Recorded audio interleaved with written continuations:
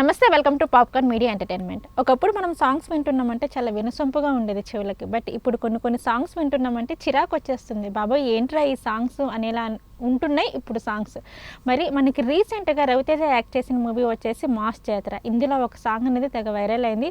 ఆ సాంగ్లో ఉన్న లిరిక్స్ అనేవి చాలా దారుణంగా ఉన్నాయి అని చెప్పేసి పబ్లిక్ అంటున్నారు. మరి ఏంటి ఆ సాంగ్కి సంబంధించిన విషయాల గురించి తెలియచేయడానికి ఈరోజు మనతో పాటు ఉన్నారు senior journalist Hem Sundar sir. మరి సార్ని అడిగి ఆ సాంగ్కి సంబంధించిన విషయాల గురించి అయితే అడిగి తెలుసుకుందాం. సార్ నమస్తే సార్. నమస్తే అమ్మ. సార్ నిజంగా ఒకప్పుడు మనం సాంగ్స్ వినాలి అంటే చాలా వినసొంపుగా ఉండేది సార్. అబ్బా సాంగ్ ఎంత బాగుంది, ఇందులో లిరిక్స్ ఏంటి ఇంత అందంగా ఉన్నాయి, ఇంత అద్భుతంగా రాశారేంటి లిరిక్స్ అనిపించేలా ఉండేవి ఒకప్పుడు సాంగ్స్. బట్ ఇప్పుడు కొన్ని సాంగ్స్ వినాలి అంటే చిరాకు వచ్చేస్తుంది, ఏంటి లిరిక్స్ ఇంత దారుణంగా ఉన్నాయి అనేసి. నీ అమ్మ, నీ అక్క, నీ ఆలి, నీ ఎగ్జాక్ట్లీ సార్, నేను ఇదే అడగాలి అనుకున్నా. హీరో రవితేజ గారు నటించిన మూవీ వచ్చి నేను నిన్ను తిడుతున్నారు అనుకుంటారు జనాలు. ఖచ్చితంగా క్వశ్చన్ అడిగింది కదా, ఈ అమ్మాయి ఆలి తిడతాం ఏంట్రా, ఏంటి ఆ క్వశ్చన్ అని చెప్పేసి అనుకుంటారు సార్. నిజంగా అదే పాట అయిపోయింది. అవునవును, కానీ ఆ సాంగ్ లో లిరిక్స్ వింటే నిజంగా సరే ఏంటి లిరిక్స్ అనిపిస్తుంది. మరి అదే ఇది మరి భీమ్స్ ట్యూన్ ఇచ్చాడు, మ్యూజిక్ ఓకే. ఆ భాస్కర్ ఆయన పేరు ఏంటంటే భాస్కర్ అంట, రైటర్ భాస్కర్ యాదవ్ దాసరి అట బాబాయ్. మరి దాంట్లో పట్టుకుని గుంట ఉంటా పంట తింటా ఈ ప్రాసలు అని అంటే నీ అమ్మ నీ నాన్న ఉంటా అని అన్ని ఇలానే ఉన్నాయి. బుద్ధి లేదు, జ్ఞానం లేదు, సిగ్గు లేదు, శరం లేదు, శివుని ఎత్తులు లేదు అని అంటాం చూసారా. తిట్లన్నీ వెతికి పట్టుకుని ఒక పాటగా కూర్చి రాసినట్టుగా ఉంది. తప్పితే రైటర్ టాలెంట్ ఎక్కడ ఉంటుంది? రైటర్ టాలెంట్ ఏముంది? ఇది తిట్లు పాటగా రాస్తే రైటర్ టాలెంట్ ఏముంటుంది? అంతే కదా సార్.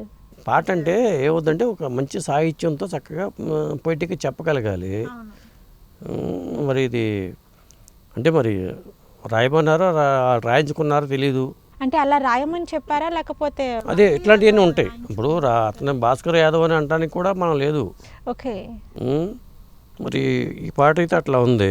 అంటే ఇది ఎవరిని అనడానికి లేదులే కానీ సార్, బట్ ఆ లిరిక్స్ అనేవి ఎందుకు నెటిజన్లు అంటున్నారు తెలుగు సినిమా పరుగు పోతుంది పాట అని చెప్పి ఇప్పటికి మండిపడుతున్నారు. ఈ పాట వచ్చి 2 రోజులు అయిపోయింది. చాలా ఇప్పుడు శ్రీకాకుళం జిల్లా మొత్తం తిరిగి పట్టుకున్నా, ఏడ నుంచి వచ్చేవి చిలక గిలక మొలక పలక రాయలేక రాసుకున్న రాతలని మారిపోయాని, లిమిటెడ్ టచ్ చేసిన పిల్ల అన్లిమిటెడ్గా వచ్చేసింది, లవ్ ప్రేమ కోపం మోసం, నీ అమ్మ అక్క తల్లి చెల్లి ఓలే ఓలే గుంట, నీ అయ్య కాడ వంట, నీ అమ్మ కాడ తింటా, నీ ఒళ్ళోకి వచ్చి పంట, బుద్ధి లేదు, జ్ఞానం లేదు, సిగ్గు లేదు, శరము లేదు, మంచి లేదు, మర్యాద లేదు, అంగీ లేదు, లాగు లేదు, లుంగి లేదు, పంచే లేదు, తాడు లేదు, బొంగరము లేదు, నీ అమ్మని నీ అక్కని నీ తల్లిని నీ చెల్లిని పట్టుకొని అరే కాళ్ళు మొక్కిపోతా.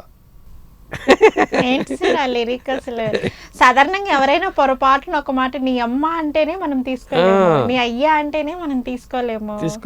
అలాంటిది ఒక సాంగ్ నీ అయ్యా నీ అమ్మ అని రాస్తే ఇక రవితేజ శ్రీలీల అంటే మా డాన్స్ లో వాళ్ళు జాతర చేస్తారు, మాస్ జాతర. ఆల్మోస్ట్ అది మాస్ జాతర. సినిమా టైటిలే మాస్ జాతర కాబట్టి టైటిల్ మాస్ జాతర పెట్టినప్పుడు ఈ మాత్రం మాస్ లేకపోతే ఎలా అన్నారా?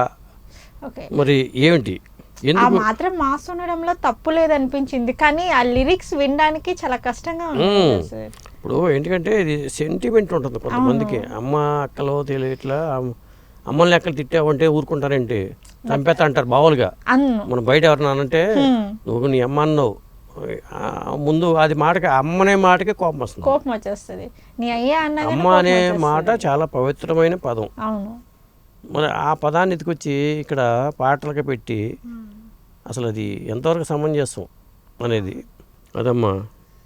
75వ సినిమా రవితేజకి ఇది, కాబట్టి మాస్ జాతర పాట అయితే ఇలా ఉంది. ఓకే, ఆ లిరిక్స్ విన్న తర్వాత అసలు మీకేమనిపించింది సార్? ఫస్ట్ ఆఫ్ ఆల్ అంటే నాకు ఏమైనా అనిపించడానికి ఏమీ లేదు, జనమే చెప్పేస్తున్నారు. నెటిజన్లు ఆల్రెడీ ట్రోల్ చేసుకుంటున్నారు. 2 రోజుల నుంచి దబ్బిడి అవుతుంది. సితారా ఎంటర్టైన్మెంట్స్ వాళ్ళు కాస్త ఆ ఫార్చ్యూన్ 4 బ్యానరు, సితారా ఎంటర్టైన్మెంట్స్, త్రివిక్రమ్ శ్రీనివాస్ గారు, నాగవంశీ గారు వీళ్ళంతా కాంబినేషన్లో బ్యానర్ అది. ఓకే, చక్కగా మంచి సినిమాలు చేస్తూ చక్కగా ఫ్యామిలీ ఆడియన్స్ని మెప్పించే సినిమాలు చేస్తూ వచ్చారు. అలాంటిది పాట రిలీజ్ అయిన తర్వాత ఇప్పుడు ఎవరిని ఏమనాలో ఎవరికి అర్థం కావట్లా. బట్ కరెక్ట్, ఇప్పుడు ఎవరిని ఏమీ అనలేరు సార్. బట్ ఎందుకంటే లిరిక్స్ విన్న తర్వాత అయినా అట్లీస్ట్ లిరిక్స్ ఏంటి ఇలా ఉన్నాయి అని చెప్పేసి అనిపించలేదంటారా సార్? గతంలో కూడా కొన్ని పాటలు వచ్చినాయి ఇట్లాంటి వచ్చినాయి కానీ ఇంత దారుణమైన ఇంత దారుణంగా ఎప్పుడూ లేవు, రాలేదు.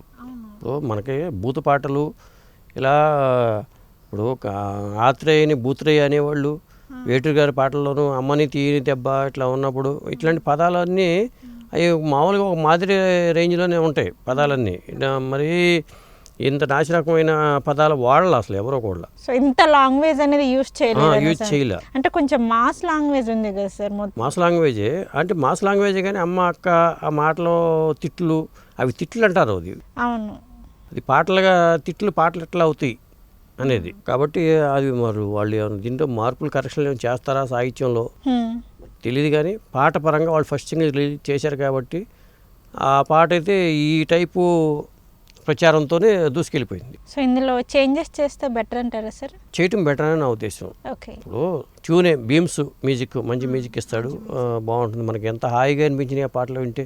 సంక్రాంతికి వస్తున్నాంలో గోదావరి గట్టు మీద రామచిలకవే అంటే అంత హాయిగా ఉంది, చాలా చక్కగా ఉంది వినడానికి కూడా, ఆహ్లాదకరంగా అనిపిస్తుంది.